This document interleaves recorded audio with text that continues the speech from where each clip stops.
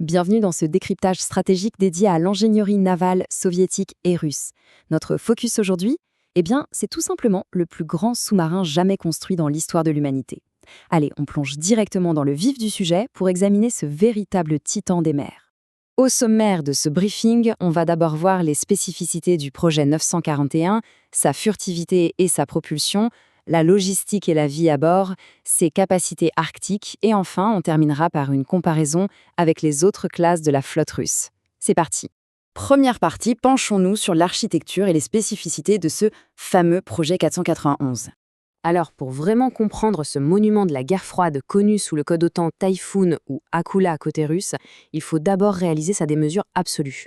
On parle ici d'un navire avec un déplacement en surface d'environ 23 000 tonnes. 23 000 tonnes, ça le place dans une catégorie totalement à part. Pour donner un ordre d'idée, il passe facilement la moitié, voire le quadruple d'un sous-marin d'attaque standard. C'est littéralement un monstre d'acier conçu pour imposer une présence stratégique incontestable. Et l'architecture interne qui soutient tout ce poids est tout aussi fascinante. On sait qu'il partage le concept complexe de double coque du projet 949, avec de multiples coques de pression parallèles. Mais quel est l'impact précis de cette structure sur sa résilience face à des torpilles, par exemple ? En tant qu'analyste, on se doit d'être strict. C'est une donnée non disponible dans les sources. Les détails exacts de son blindage et de sa capacité de survie au combat restent tout simplement inaccessibles dans les documents de ce dossier. Ce qui nous amène à notre deuxième axe, la furtivité et la propulsion. Logiquement, on pourrait se dire qu'un tel Léviathan ferait un boucan d'enfer sous l'eau, révélant sa position à des dizaines de kilomètres à la ronde. Pas du tout. C'est le grand paradoxe de cette classe. Comme le soulignent nos archives, à sa mise en service dans les années 80, c'était le plus silencieux des sous-marins soviétiques. C'est un véritable bond en avant technologique. Ils ont réussi à masquer le bruit de ces systèmes titanesques avec une efficacité redoutable, prouvant finalement qu'une taille colossale n'implique pas forcément une énorme signature acoustique. Et au cœur de cette machine hyper silencieuse, on trouve un système de propulsion vraiment impressionnant. Propulsé par des réacteurs nucléaires très avancés, ce mastodonte bénéficiait d'une autonomie qu'on peut qualifier de virtuellement illimitée. En fait, la seule vraie limite en patrouille, ce n'était plus le carburant des moteurs, c'était la résistance physiologique et psychologique de l'équipage. Ça lui permettait de couper toute dépendance avec la surface et de mener des missions ininterrompues, dans le noir total pendant de très longs mois. Passons maintenant à la troisième partie, la logistique et la vie à bord du projet 941. Historiquement, le facteur humain, c'est le maillon faible de la guerre sous-marine. D'habitude, les marins vivent dans une promiscuité extrême. C'est hyper confiné, l'air est lourd, et on utilise souvent ce fameux système épuisant des bannettes chaudes, où plusieurs gaz se relaient sur une même couchette pour dormir. Mais l'intérieur du Typhoon, justement grâce à son architecture gargantuesque, a complètement pulvérisé ces standards spartiates. Les rapports de renseignement confirment l'intégration d'aménagements totalement impensables sur d'autres bâtiments. On parle d'une salle de sport, d'un solarium et même d'un espace fumeur désigné.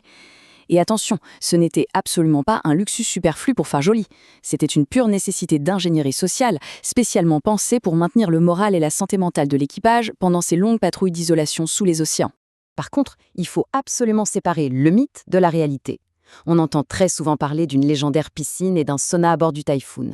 Sauf que, si on se base strictement sur les archives factuelles de notre dossier, la confirmation de ces installations est une donnée non disponible dans les sources. On doit donc rester sur les faits avérés et, pour l'instant, laisser la légende de côté. Quatrième partie de notre analyse, les capacités arctiques non documentées. Il faut savoir que la doctrine russe pour ses sous-marins nucléaires lanceurs d'engins repose énormément sur des opérations dans les bastions glacés et ultra protégés de l'Arctique. L'avantage tactique majeur là-bas, c'est de pouvoir faire surface en brisant la banquise pour lancer une frappe balistique. Du coup, une question se pose naturellement. Avec sa masse extraordinaire de 23 000 tonnes, quelle épaisseur de glace le Typhoon pouvait-il réellement percer ? Là encore, la rigueur de notre analyse nous oblige à le dire. Cette information tactique cruciale sur l'épaisseur exacte de perforation de la calotte glaciaire, c'est une donnée non disponible dans les sources. Cela dit, ce qu'on sait de façon certaine, c'est que sa formidable endurance nucléaire et ses provisions massives faisaient de lui un prédateur furtif redoutable, capable de mener de très longues patrouilles directement sous la glace. Enfin, cinquième et dernière partie, la comparaison avec les autres classes de la flotte russe. Pour vraiment évaluer l'importance du projet 941, regardons un peu les compromis stratégiques du reste de la flotte. Prenons la classe Alpha, par exemple. Son rôle, c'était l'attaque, avec des vitesses incroyables grâce à un réacteur au plomb bismuth. Mais son coût exactement de maintenance, c'est une donnée non disponible dans les sources. Ensuite, on a les modèles Delta, dédiés à la dissuasion, qui sont aujourd'hui vieillissants et remplacés par la classe moderne Boré. Le Boré, d'ailleurs, excelle en furtivité avec son système PumpJet, mais on note de vraies limites au niveau de la gouvernance et de la logistique d'entretien. Et enfin, la classe Oscar, un rôle hybride attaque et missile, une double coque réputée insubmersible, mais qui a tragiquement révélé sa limite opérationnelle absolue lors du tristement célèbre naufrage du Kursk. Voilà, nous arrivons au terme de cette synthèse. Alors, que retenir ? L'échelle gargantuesque du projet 941 Typhoon était-elle le chef-d'œuvre stratégique ultime de la guerre froide, le symbole absolu d'une domination technologique, ou bien, au final, s'agissait-il d'une anomalie logistique insoutenable, une machine juste trop complexe et trop coûteuse pour survivre à son époque ? C'est une réflexion fascinante sur l'histoire de l'ingénierie navale qui reste complètement ouverte. Merci d'avoir suivi ce briefing.